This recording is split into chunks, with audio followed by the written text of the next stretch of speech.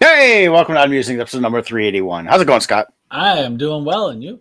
Good. I realized on a couple of the ones I posted it, I grabbed the wrong graphic. So no, it's not 7 p.m. on October. It's November 20th at 10:01 a.m. right now. So changed the ones I could, but oh well. That's okay. Yeah, like nobody pays attention to that graphic. It's all good. So how's your week been, Scott? It's been good. Yeah, it's been busy, good, all that fun stuff. Working on the Kickstarter. Got some. It's a little slower right now, real estate wise, but it's still got some sticks in the fire there. So worked on some offers and some things like that. So just keep busy. Yeah, how about you? Yeah, same. You know, shopping is picking up a little bit with getting close to the holidays. We've got Thanksgiving a week from tomorrow. Yep. I can already tell people are starting to slowly buy some of the things they needed, more of the canned stuff or non-perishable. Mm-hmm. And then I expect this weekend to be busy with everybody getting their turkeys and everything else, which will crack me up when I'm shopping through next Wednesday right before the holiday. And I always get one person on Wednesday wanting a turkey. One, they won't have any fresh probably. Number two is they do have fresh. It still has to technically thaw because they're semi-frozen. People don't realize that they're not fresh like just killed yesterday. Right. And then of course you get the frozen one. Do you think I'll be able to eat this tomorrow? No. You can set it out under a heat lamp and poach it, but it's not, you're not gonna be able to do much with it if it's already frozen. You gotta have that frozen. They gotta have that turkey starting to thaw really, depending on the weight, couple 3 days before, because they do such a deep freeze on those things. They're solid all the way through. So. Oh yeah, they're frozen throughout. So that's something to keep in mind. So we got ours already. We got a fresh ones from Costco, and they're good through the holiday for date wise. So we have them in the fridge already, so we're ready to go. And I'll be deep frying that bad boy. Very good. Yeah. Excellent. So why don't you go ahead and run your ad real quick, and then we'll go from there. All right. Well, Team Titans Real Estate. Why? Because you matter. You know the spiel. Jill and I are here for you for whatever your needs are. But the most important thing we want to point out is if you're thinking about buying or selling a house anytime in the next 6 months, give us a call now, because this is really the time to start doing your prep work now, research now, all that. So you can have everything in place for early spring. That's when really things are going to really pick up again. But life happens all the time, year round. So if you're looking to buy or sell now, we are, of course, are here for you as well. And, you know, strategies are a little different now than what they might have been like 3 months ago. So we stay on top of those kind of things, and we'll be able to give you a full consultation at no charge so that you know what you're doing. So give us a call. Numbers in the comments, 586-232-5144. Fantastic. Yes. So there's a new trailer out. You're familiar with How to Train Your Dragon. Yeah, that just got released there, huh? Yeah, they got a new live action coming out next year. It looks pretty good. Let me pop that up real quick, and we can take a quick look at this.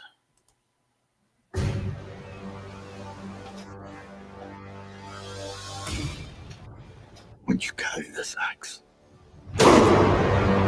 you carry all of us with you.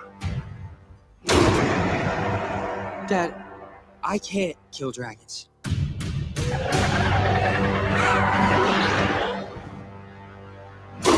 But you will. I'm a Viking. I'm a Viking!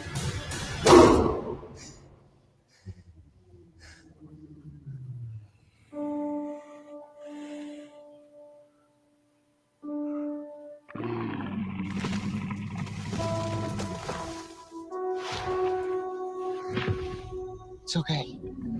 I won't hurt you.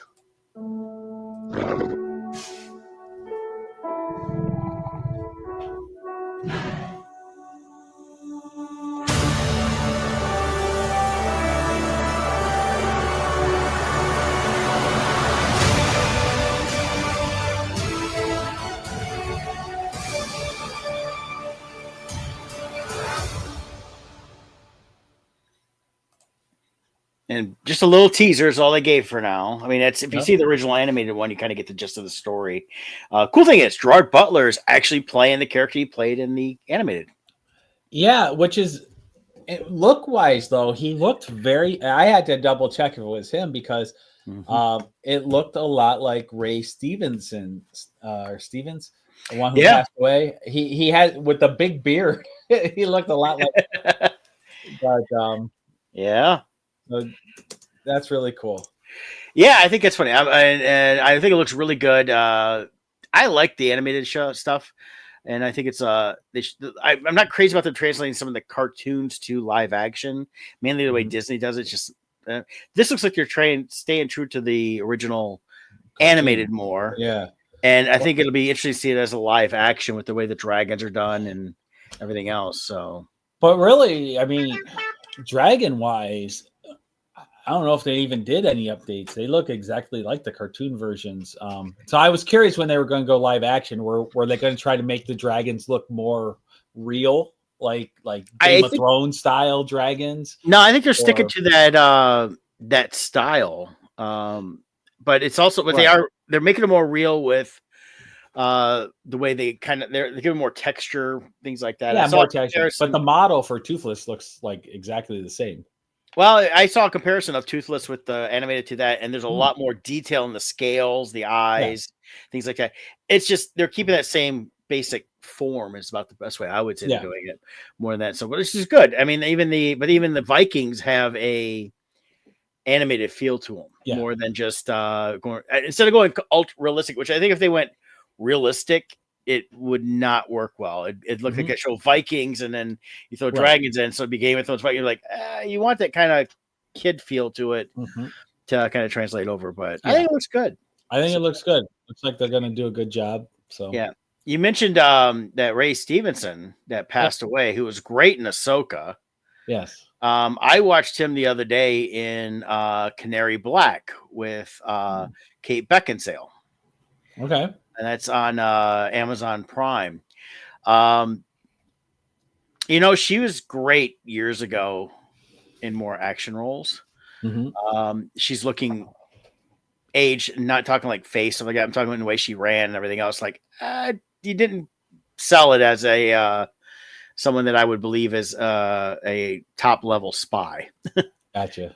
But 15, 20 years ago doing the Underworld movies, yeah, she was a lot younger. And I think it's an age thing is as they get older, I think that they were still trying to have her play younger because the guy that played her husband in it appeared to be like maybe late 30s, at least an appearance in that. And I think it's one of the things I'm going, and the movie, and really she came across very flat too. She was not very good in this acting wise. So, but Ray Stevenson was in it and he was great. I'm like I watched him come in and roll and stuff like that. And he's on screen. I'm going, man, it's a shame this guy died. He's really coming into his own as an actor in these movies and shows and that. And I think if he hadn't passed away, he'd have a great solid career. Yeah. For the next 10 years doing a lot of these type roles. So yeah, definitely. Yeah. Great actor. Yeah. Sucks that he passed the way he did.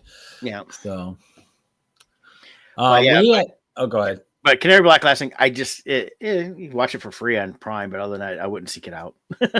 Okay. Jill and I went last night to the movies to see the best Christmas pageant ever. Pete Holmes is in it as the father. Judy Greer is the mother in it. It's a cute movie. I don't think it's gonna make it as one of those movies people see every single year. But it was definitely worth, especially like a $5 movie night to check it out.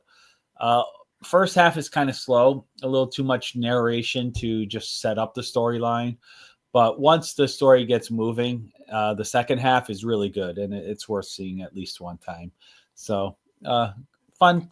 It's got a little message. The guy who makes it is Dallas Jenkins, who also is known for The Chosen. He's done a lot of Christian projects. So they do put a Christian touch to this, a Christian message to it. Make it about Jesus, which is rare for a Christmas movie nowadays.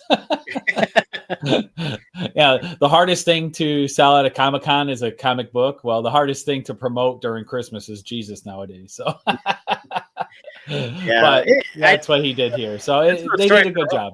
and this is a story that's been around for a long time too. Yes, and it was it's a a book. novel. It was a book, yeah. Um, The basic premise is there's these kids, and this is in the trailer, so I'm not giving spoilers. There's these kids called the Herdmans. It's a family. They were the worst kids ever, and they end up being part of this play, which the town doesn't want. But Judy Greer ends up taking over the pageant, and she kind of feels Christmas is for everyone, so she doesn't want to kick these kids out of the play, and so hijinks pursue, and then you have a heartwarming ending at the end. Yeah, it's a good story. I mean, it's like I said, it's been around for a while, and that, it's one of those stories. Like, I was surprised they remade it again because they've done it a couple different times with made for TV movies, things like that. So it's kind of cool it came out, and it's been out for several weeks now. It does feel more like a streaming movie. It feels more like it could be on the Hallmark Channel or something like that. So kind of surprised it's a theatrical release with the way it truly felt like a made for TV movie. Well, I'm wondering if it was originally being geared towards that. Maybe. And then they were like, hey, let's just release it because there's not much coming out. So it feels like there's not tons of good releases or anything. You don't hear the ads anymore. All for here's on Netflix, here's on Prime, here's on this, here's on that. And then you get a few things released in the theater and stuff like that. Personally, I like to see Adam Sandler take on this story and change the kids from the Herdsmans to the O'Doyles because O'Doyles rule. I can see Sandler doing something like this, oh, definitely. And they should do what was this? That was how Hubie. Hubie's best Christmas pageant ever. Well, yeah, they have Hubie's Halloween, so you could maybe have Hubie do the different holidays of the year. Yeah, there we go. But it would have to be Hubie's Hanukkah because Sandler's Jewish. Well, it doesn't have to be because he doesn't always have to play Jewish. Believe it or not, you can actually play something that you're not. It is allowed. Well, no, I know that, but I would think Sandler would. Well, he did Hanukkah song. He did his animated movie, The 8 Crazy Nights. He could bring John Lovitz in as Hanukkah Harry. There you go. Yeah, that would be, what was on her show, on my show. Yeah. Yeah, Santa was sick, remember? And so Hanukkah Harry took over. That was a great Saturday Night Live bit. That's he's passing out dreidels, and the kids are like, "What's this?" Yeah, like it's another segue. I ended up watching Saturday Night the other day. That's the movie from Jason Reitman, and it was good. It was covers the 90 minutes prior to Saturday Night Live going live, and I don't know how factual it was about the actual events, but it was neat to see this whole thing and them kind of discussing through the whole thing about how this is revolutionizing TV. It's something different. How if it really is true, how they almost didn't get on the air last minute. They were going to rerun Carson, but they ended up doing it. And then, George Carlin was the first host. And of course, if you watch the first season of Saturday Night Live, there's a lot of great sketches. But the host element was a lot different. They weren't necessarily involved in the sketches as much, and then they've started getting more and more involved as they show evolution. But it's neat to see how it kind of came about in that last 90 minutes to air. From watching the trailer, it looks like the cast did a phenomenal job of bringing these real people to life on the screen. I really felt like they really captured those people as best you can capture. The guy who played Gilda Radner was great. The guy who played Chevy Chase was good. Dan Aykroyd guy was good. In fact, he looked like Aykroyd a lot back then too. With the mustache and everything else. Guy that played Belushi was good, though. There was very limited interaction with that actors with the Belushi character during that time. Just a few scenes here and there, and of course they did they showed the movie. This is a spoiler, but it's not really. That movie ends with the opening sketch. And then Chevy Chase in live from New York at Saturday night. I mean, it's the only way you can end a movie like that is to actually end it at that point. 'Cause you're not recreating all the sketches, though they covered some of the sketches in the 90 minutes. They were doing quick blocking and things like that and figuring out what sketches were still making the air and stuff like that. So, but that was very good. I enjoyed it. It's definitely worth a watch. Yeah. I've heard in many interviews since, though, like it's one of the most cutthroat shows to be part of behind the scenes. Like, do not share your ideas with anyone because the others will steal it and present them as their own. And you got to like guard everything and really fight for your time on the air. And Oh so yeah, that's very cutthroat. Oh yeah, you can find tons of interviews with people that after they've left, they talk about that and how hard it was to get a sketch on, things like that. And it's just depends on who was handling stuff. It's like I caught a little bit this morning. There's an actor that's been on Saturday Night Live. I haven't watched it much in the last several years, but he's also in Wicked, and he wanted to go do Wicked, and Lorne Michaels like, nah, you can't do that because basically, if you're on Saturday Night Live, you're on Saturday Night Live, and you got to be there you can't miss an episode. You have to be there, even if you're not going to be in a sketch. You got to be there. It's kind of one of those requirements.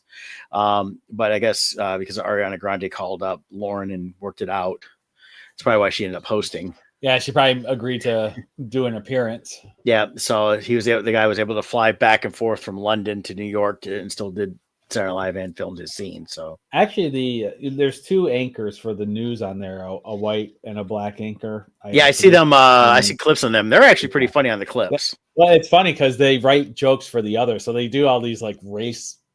Oh yeah, they do like the end of the year stuff, and then it's those are hilarious. And so they try to make the other one embarrassed. Yeah, well, the black guy, I forget his name, but he brings in someone to sit next to the other guy, and it's like the one was it said that she was some religious person. It wasn't. She was an actress, but it turns out. But and he's saying all these things, and she's just kind of giving him the looks and stuff like that, and they're funny. And I think I like the way they do it because the way they go about it is, it's the one thing that people are so afraid to do anymore, and it's attack racism with comedy, right? And that's the best way they do. They handle things so well with that. Is they're not afraid to take on some tones and that stuff, and it's like a comedy to show how ridiculous people can be, especially when they're dealing with racism. And that the racists out there need to be made fun of.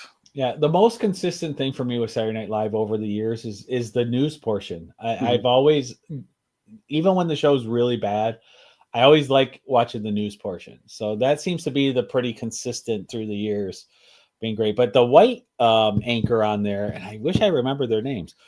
Did you know he's with Scarlett Johansson in real life? No. Yeah, I don't know if they're married or just boyfriend girlfriend, but they're together. Colin Joust. Oh, they're married. He's married to Scarlett Johansson. So a lot of times, and then Michael Che, I believe, is the other one. Yes. Yeah, a lot of times the other anchor will write jokes that makes the white anchor have to say negative things about Scarlett Johansson. And I'm sure that they are well aware that's going to happen. So, there's been a lot of. Yeah. Oh no, and I like the way they do it. You can tell it's all done in the name of comedy. It's not done to be vindictive or mean. But there's a lot of great. If you go back and look, there's a lot of great people that did the anchor. Chevy Chase was the first. Mm-hmm. One of my all-time favorites still is Norm Macdonald. Oh, Norm was great. I love Dennis Miller too. Dennis Miller was right up there too with that. And then you get when they got into Norm adding other people in the original cast. You get the great line of Jane, you ignorant slut, which was just, nobody was expecting that on Saturday Night Live. They could give it a lot. Even back in the 70s, they had to watch certain things. And famously with Norm Macdonald, he got fired because he kept going after OJ. Yeah. And Lorne Michaels was friends with OJ Simpson. So he ended up, Norm Macdonald got fired because he refused to stop implying that OJ was guilty. Yeah. They wanted to edit him out and he still did it. Yeah. But the weekend update was always good. That was where Sandler would pop on as his different characters. He'd do his opera man. That's where he did his Hanukkah song for the first time, his turkey song. I have to say, Adam Sandler is the most of all the people throughout the history of Hollywood. How did he make it as big as he did? He has like 3 horrible voices he does for characters. All his characters sound and act the same, but here's the thing though. Think about it though. It's actually, if you really pay attention to what he's did, he started off with doing just that goofy character, Billy Madison, and they wrote it. they got it done. They come out with it. It was huge. And then they go and do Happy Gilmore, which he's doing a sequel to that now for Netflix. But you watch some of the movies all these comedies, and then he does Punch Drunk Love. And he's still got some of that quirkiness in there, but it was done in a dramatic setting. And things like that. And then he changed his mode. And really what changed for him, I would have to say, is he met his wife, they got married, and also he starts doing these movies where, I start incorporating family. That's where you get grown-ups. And he gets to bring back all his friends. And now, I mean, really the last 20 years, all his success is hanging out with his friends, people he likes to hang out with, and they go places. He's like, oh yeah, it'd be kind of cool to go do a safari. Hey, let's do a movie. Drew, what you doing? Let's take our families. We're gonna go do a safari and make a movie. That's where we get blended. And he does the Jennifer Aniston movies because they've been best friends for many years, and really close and everything else. Nobody would have known it until they started doing movies together and stuff like that. But it's just, but I think really for him, it's the writing. And it's also who he is as a person in real life. Because everybody, you watch like his Mark Twain thing, people go talk about him. Nobody can say a bad thing about Adam Sandler because he gave the shirt off his back. And he's one of those people that would help anybody out. And he's put people in his movies that like, hey, things are a little tough. Oh, I got this role. Why don't you come and do this? Yeah. Well, according to his friends, no one can say a bad thing about him because they want to keep working for him. Well, that's part of it. That's what they said in the roast for him. They're like, I'm not going to say anything bad. I want to keep getting jobs from him. Yeah. Well, especially that's like Rob Schneider and those guys are like that. But, maybe partially true on some of that. But at the same time, I think that they've all known him. If there was anything negative about Adam Sandler, it'd come out a long time ago because people like to topple those that are doing well. So. Oh, yeah. No, he's great. And surprisingly, though, with him, I actually like his serious stuff better than most of his comedy stuff. Oh, yeah. The basketball one he did a couple years ago was great. Yeah. Big Daddy was great. I wonder if Big Daddy was his first serious role. But well, it was actually more of a comedy. I mean, it really was. He was still kind of goofy and everything else, but it was more towards him getting serious, I think, at that point. Right. That was like the transition, I think. And then he did some of the, the dating movies. I mean, and that kind of led to the dating. You go for like Little Nicky. A couple years before that, he did The Wedding Singer, which you could say was in a lot of ways a little more serious. It wasn't a serious movie, but I like The Wedding Singer a lot. Wedding Singer, I rewatched that quite a bit. I will watch that when it's on. It's just fun. It's got the nostalgia of the 80s. But you've got just a really good story, and it was a really good, love story between him and the character and how they came about it.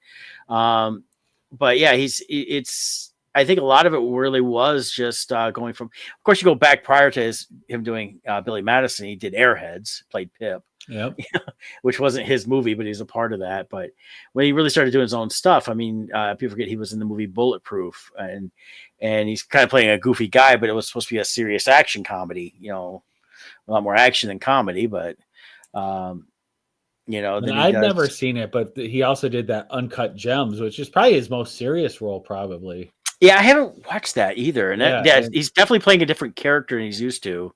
Yeah, but a lot of great reviews on how he did. But yeah, I think after he did Little Nicky and Waterboy, and he did that, like I said, that Punch Drunk Love in 2002, and he follows it up with Mr. Deeds, which is a remake of the Mr. Deeds movies from way back, which are treated a little more serious. And he's supposed to be kind of a buffoon, but he wasn't so much a buffoon as just a simple guy from a town that didn't care about money or anything like that. Yeah. So Jill chimed in about Wedding Singer being her favorite. Yeah, she'll quote Wedding Singer a lot. They did a Broadway musical version of that. Oh, really? And it just didn't take off. Stephen Lynch, who's a comedian that sings all his stuff, look him up. He's fun. He's got some good stuff. But I'd love to have seen them do an actual tour of The Wedding Singer as a stage musical. I think it would have been good. Problem I think with it, most likely is you don't want to pay for those classic songs. So you got all new songs written, and it just doesn't translate as well as having the classic 80s soundtrack. Right. And she's also talking about this one. What is that? 51st Dates, I think it was called. 51st Dates, great movie. Yeah, and again, there's some comedy in there, but he's playing it straight most of the time. Right.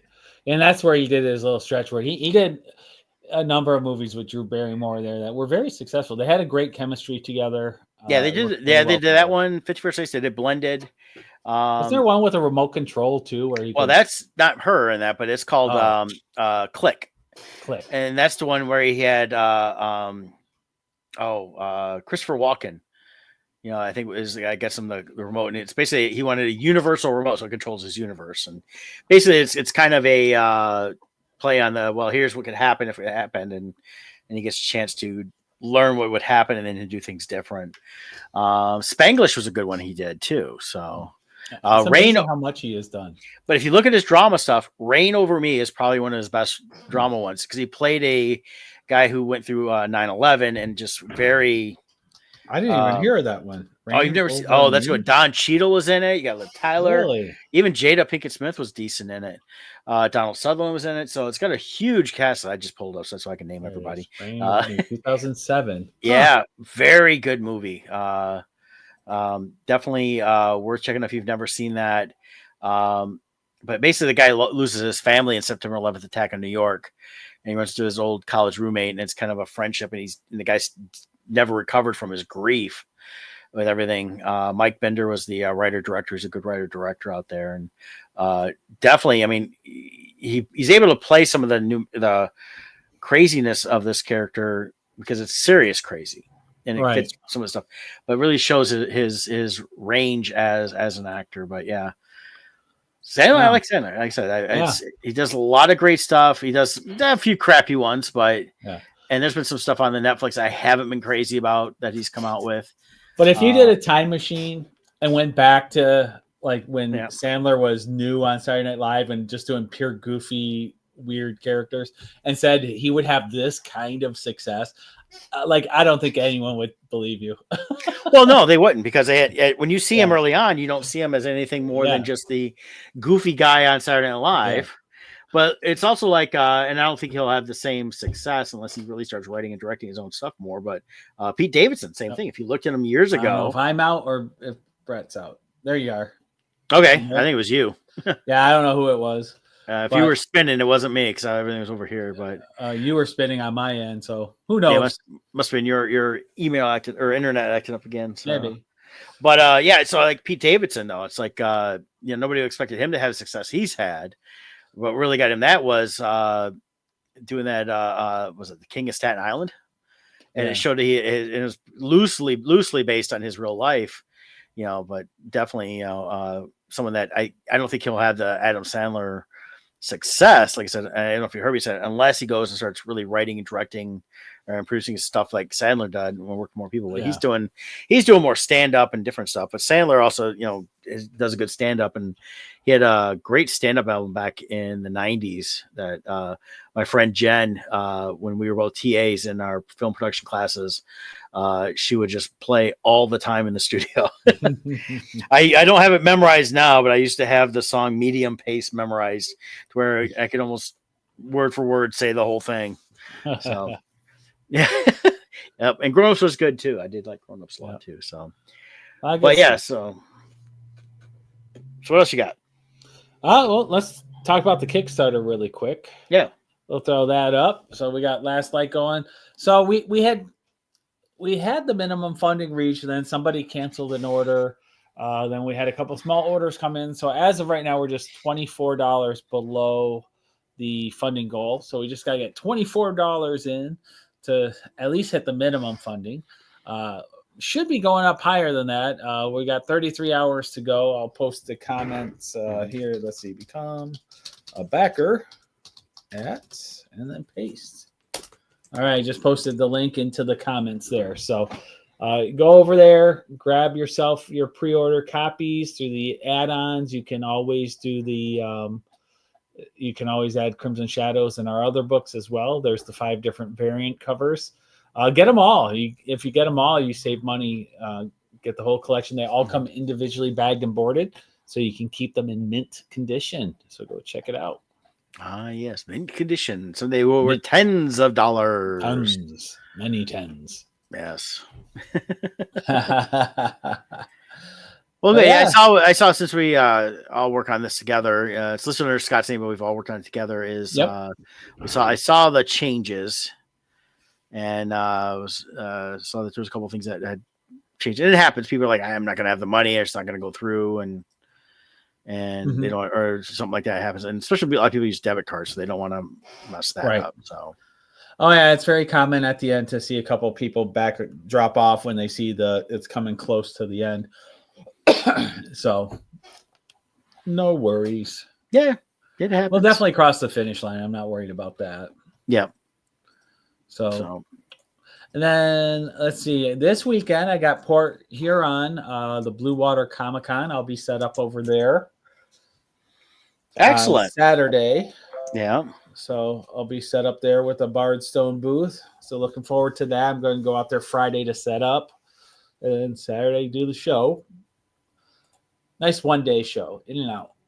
You know, I've always liked being able to do some 1-day shows here and there when I could, and multi-day shows are fine, for the bigger ones, but smaller shows, it's nice to have a small intimate one because a lot of times they can do just as well with those than I do some of the bigger ones because it's less cost to be there and you're not outpouring a ton of money for hotel and travel and everything else. Exactly. So, yeah. Not that I don't like doing some of the bigger shows because you see more there, but it adds cool. up.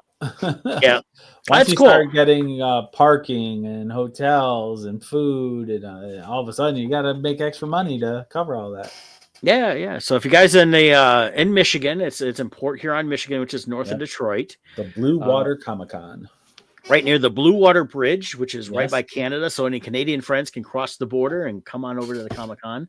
This will be your last chance to meet one of us in person this year and get. Oh, no, actually, no, there's two options. You got Scott in Port Huron, and then Kevin will be in Chicago this weekend for Days of the Dead. Oh, is that this weekend? That is this weekend. So he's doing that show. He's going to meet Alice Cooper because he's on that line about that. So there's two options: Chicago or north of Detroit. Come and get your Crimson Shadows. You can get some Poe. You can get some cool artwork. Buy some pins. Check out the new tablecloth that we'll have set up there. It'll say Bardstone on the front with bright red. You can't miss it. Can't miss it. So it'll be standing out. So it'll be a great time either way. So yeah, definitely go check that out. I can't wait to hear how it goes for you. Yeah, excited for that. Yeah, very cool. What you got in the queue there? Well, I'll start working again on Friday, and I'm working straight through till Thursday. I'll work through Wednesday for the holiday because it's this biggest week for food groceries, really. Yep. So I'll be doing that. Other than that, I've been trying to catch up on just a few movies here and there. I got a chance to watch because it's on Paramount. Transformers 1. Yeah, I want to. Now that it's on Paramount, I want to go pull that up. I liked it. I thought it was a great way to set up a full origin of the Transformers, who they were, where they came from. We've always had different things in different movies, different series and that. And this is a new iteration of that. The only thing is Hemsworth's fine, but really, the original voice of Optimus Prime is the way to go if you can get that. But but my favorite character in this was B.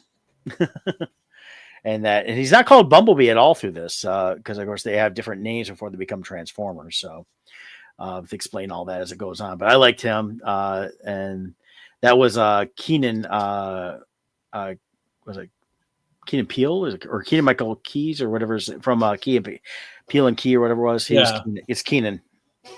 So he's the voice of B, which I thought was cool. So, but yeah, definitely check it out. I thought it was great.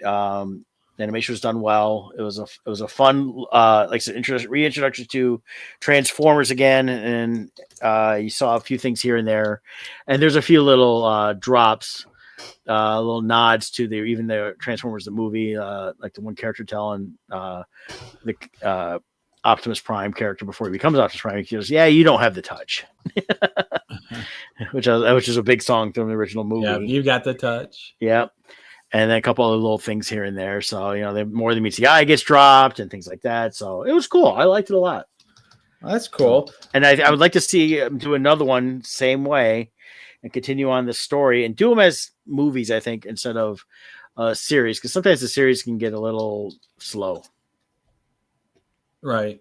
So. Did you see... I'm sorry, were you done with that? Yeah, I'm done with that. Did you see... Shatner reprised his role as Kirk? Yeah, I heard that. It's pretty interesting. Let's see. I'm trying to see. Where did the video go? I'm seeing all the things about it, but they had it on. There's the teaser. It's just a 10-minute short film. Well, I'll just pull this up so people can see some still screens from it. Yeah, that's all I've seen is a still. I haven't seen any actual video. I got to watch it. So it's no voices. Nobody's talking. Basically what it is they use the de-aging stuff to have Shatner look like he did at the end of, was it Generations, when him and Picard? Yeah, that would have been the last one he played. Kirk and he dies at the end of that one. Right. Shatner.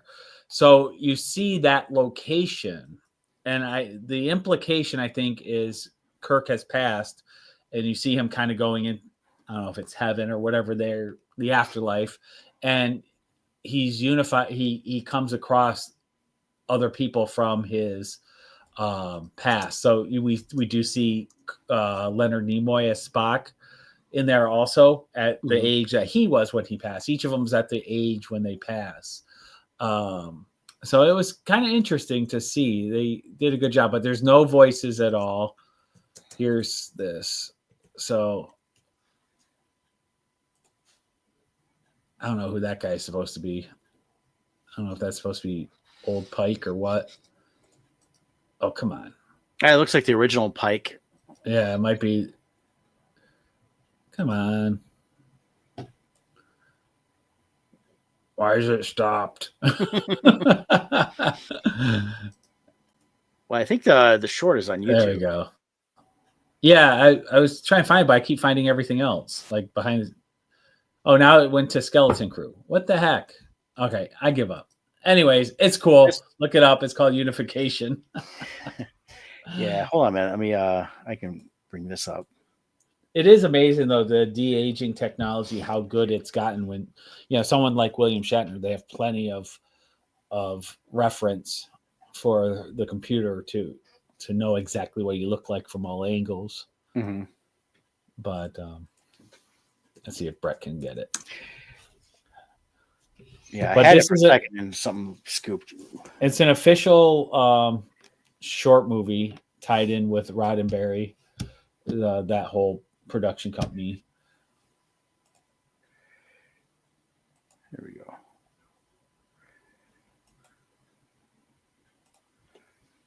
All right. Looks like he found it.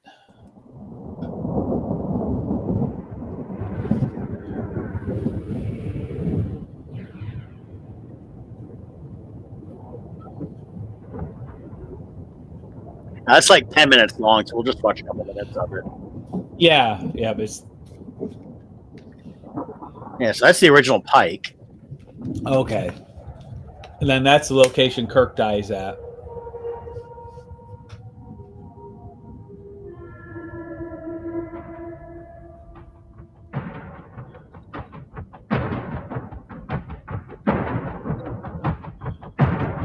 So I think they're showing all locations where characters have passed.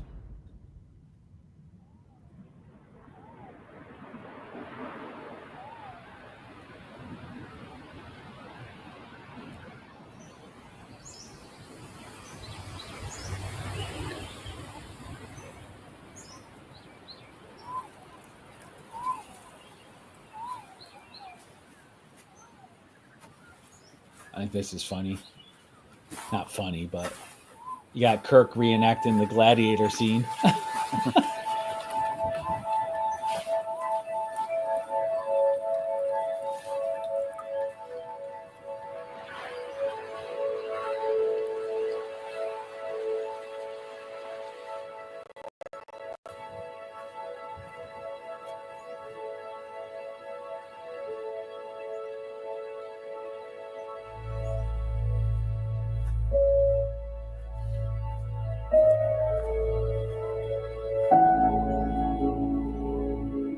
That looks spot on. Yeah, the AI fake stuff it's better and better. Yeah.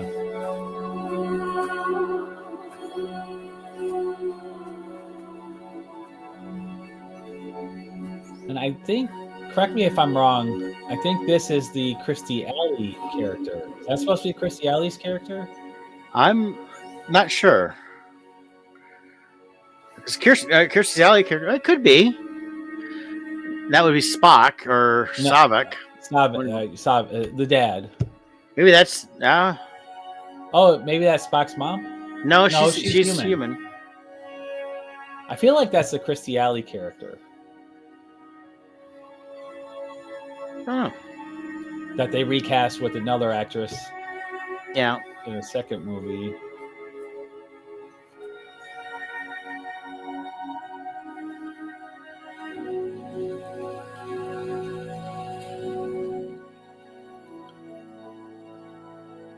I don't know who that is.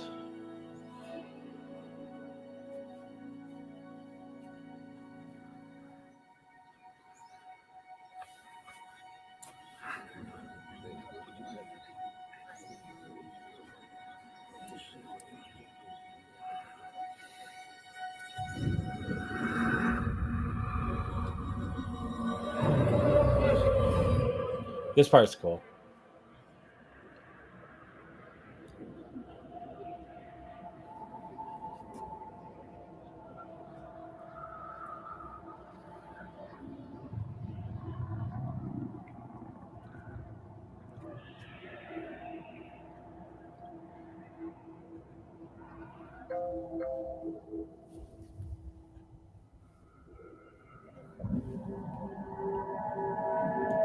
There's a younger Kirk. Yep. Which also they got spot on. Pretty close, yeah.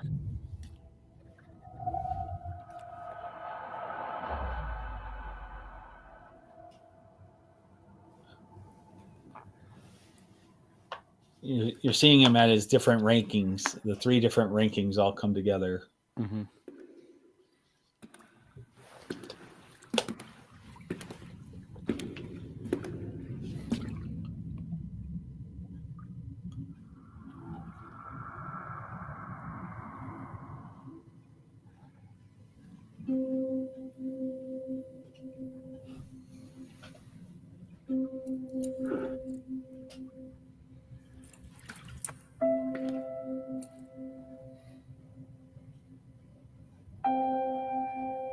There are always possibilities, Spock said. And if Genesis is indeed life from death, I must return to this place again.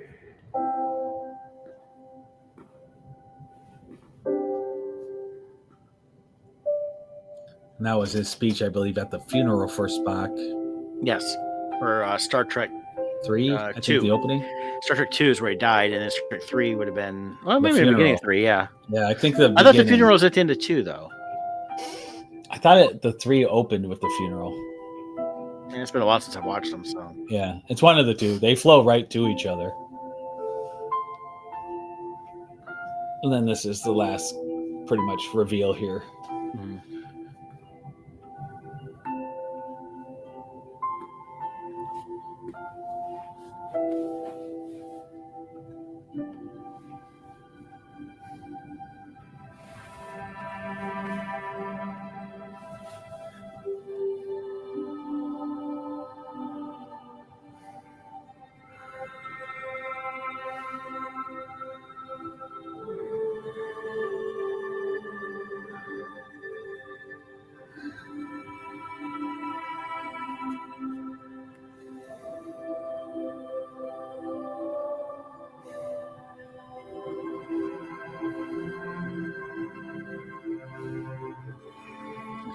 Spock's like, "Why are you so young and I'm so old?"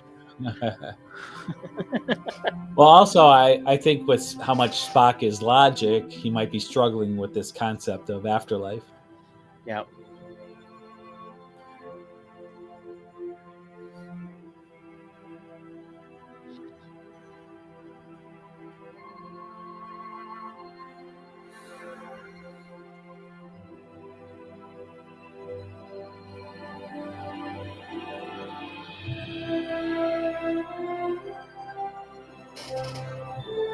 I think that's the end.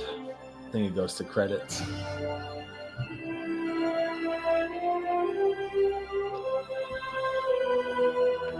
That's an interesting use of the technology. Yeah, it's really cool. I think it was an interesting bunch to have no dialogue either. Which I'm sure was very hard for Shatner. And what do I say here? Nothing. Okay. I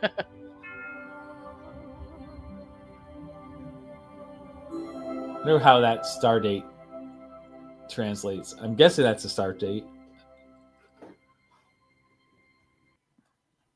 That was cool though. Different. Yeah, it's an interesting way to do it. It's funny how much AI, of course, gets talked about a lot, and we don't talk about deep fake anymore and the thing is that deep fake is AI. Yeah, it's become mainstreamed enough that Yeah, and there are so many people. Mom asked me the other day about I forget what she's in reference to, but she mentioned I was bitching about this AI stuff, and I'm like, problem is that people don't understand it, and they think it's taking over like Terminators. It's like no, there's just a lot of tools that use this what they call AI, but it's not necessarily artificial intelligence that has its own conscious. It's just it has the ability to learn its tools and continue upgrading its tools. Yeah, at this moment in history, I mean, it could be drastically different 3 to 5 years from now, but right now it's a hyper glorified search tool. You type in a prompt, it quick in hyper speed, it's doing all these searches, and then it's just jumbling together the results of that search. Right. But another 3 years from now, who knows, But really, isn't that just what our own brains are anyways? You ask me a question, my brain quickly does a search into my database to figure out what the answer is, and I reply. Mm-hmm. I mean, how much intelligence is in our intelligence? Well, and that's the thing is as much as like Chat GPT, all the different art stuff, people are, it pulls from existing knowledge as what it's pulling from to create whatever it creates. In the movie industry, I mean, there's a lot of tools being used that it's all their own elements. Anyways, it's just like everything. It has the elements, and then it can create something. It's been a while. We talked about that one production tool that's been worked on that they showed the fly over the Western town. It created it 100%. Well, I had to get the information on what Western town was to be able to recreate that. And of course, it recreated at such a huge density that I was like, nah, that doesn't work. But it is a tool that's not going away. I mean, all the phones have it. The new Apple phones have their Apple Intelligence AI, and Samsung has an AI version in theirs, and it's all meant to help you find stuff faster. And it is the next level of Google. That's what it is. Where it gets scary though is they are doing active programs where they're trying to create like F-15 jets run by AI. Yes. Or these robotic, like those dog-looking robots that you can mount weapons to. And they want to equip it with AI. And that's where you could potentially get Terminator-level stuff. Well, yeah, I mean, there's conscious behind it. Yeah, that's the whole thing. Is it's how it's created. I mean, we were endowed by our creator with a conscience, and some people's conscience is broken, and that's where the human evil really comes out. Mm-hmm. But it's it's the ability to. I mean, Isaac Asimov and his rules for robots is something that has to be applied into AI, but into a much deeper thing. It's going to come there. I mean, it's going to definitely get there. But I see like in the comic book community and art, no AI art, no this, and it's a tool like Photoshop. I mean, back when Photoshop was kind of big, people were like, oh, I would never use that. I do everything traditional by hand and this and that. Well, it saves some money by going digital. We all have our own, working in comics, stuff like that. We all have right here. I got it's right there actually, but my drawing tablet screen, and so I can do stuff on that and work on that. Still like to draw, on paper, it's stuff like that. But it's tools that make us faster and stuff like that. And if you could create some things and then put them into a program and say, this is what I want, and it could lay everything out for you, people will jump all over that as long as it's not stealing from someone else's artwork and things like that. And I actually got no problem with it as a tool, just not as a theft creation type program. So, but it's not going anywhere. It's going to be here forever. So, yeah. But something that was not done with AI back in the day was the original Superman movie, and I got a chance to watch the Christopher Reeve story. Oh yeah, I wanted to see this. It wasn't bad. I definitely recommend if you're a fan of Christopher Reeve and or Superman, definitely worth watching. There's a certain I thought that they were circling around the same thing for the longest time, and I wish they kind of told it more in a start to finish from here's Christopher Reeve coming forward, and they kind of did that, but they kept jumping back and then coming forward, jumping back, and a lot of times it's to some of the similar things. But it was still worth watching, and I enjoyed watching it. Yeah. I didn't care for some of the computer-generated graphic stuff they kept putting in different scenes that were supposed to be very just symbolic. I felt it didn't add anything to the story because the story is good enough as it is, And I mean, really, the majority of the story is not so much about his accident, what he did afterwards, but his life after Superman. That was not the same because playing such an iconic role and being the one that kind of originated in the films and hadn't been done since the 50s on TV. And that he basically embodied the character so much that people thought he was Superman for the longest time. Yeah. So, and they did talk about his relationship with Robin Williams, which I knew where they were very close. They had gone to college together, were roommates, and they were probably of all Robin's friends and everything that people talk about, he was probably the closest with Christopher Reeve. Yeah. So definitely worth checking out. It's on, I believe, HBO Max now. Nice. Yeah. Oh, very good. Yeah, I really like that. And the story of Christopher Reeve after it's interesting because he was so iconic as Superman. Mm-hmm. And then after the accident, I mean, he was gone physically. I mean, he was just, his body didn't work anymore, but somehow in losing his body, he became so much greater than the icon he played. And that was actually the best part of the documentary is when they finally dealt on that issue, that's when you really got to see what the heart of the whole thing should be about and what he did to deal with his own person he was at that point and not being able to move or feel. Actually couldn't even feel anything. People could touch him. He was paralyzed fully from neck down. So pretty powerful. Yes, so definitely check that out. Nice. So what else? Anything else? That's been all I've done this past week. It was nice to catch up on a couple movies for once and watch a few things. I did watch the current episodes they dropped last week of Cobra Kai while I was I've been reorganizing my desk a little bit. I got a new scanner and I had to figure out how I was going to place it. So I had to move a lot of things around. So during that time I watched Cobra Kai and I thought it was done, but it ended as like, the final episodes are coming soon. I'm like, oh, okay. So there's still more. I think they keep finding ways of extending it. It's one of those things where I liked the show, but it was a lot of the same redundancy of what they did. And this kind of was, I like the last episode. I won't give any spoilers. I was like, okay, I wasn't expecting that. That was an interesting twist. So, but definitely it's one of those series that it's time to end it. But I know they're going to do a new Karate Kid movie with Ralph Macchio, and I think it's a spinoff from the series. And it's tying into the Karate Kid movie that Jackie Chan did. So they're going in that direction too. So I think it's going to be interesting to see how they tie it all together and go from there. So if you like the Cobra Kai, there's like 5 episodes, I think. So they're pretty easy to pop on and watch in a couple hours. So nice. And then that's it. Just trying to get stuff. I had to get stuff organized a little more so I can get stuff finished so I can have things ready for next year. There you go. So, all right. That's it. That's it. Another episode's in the books.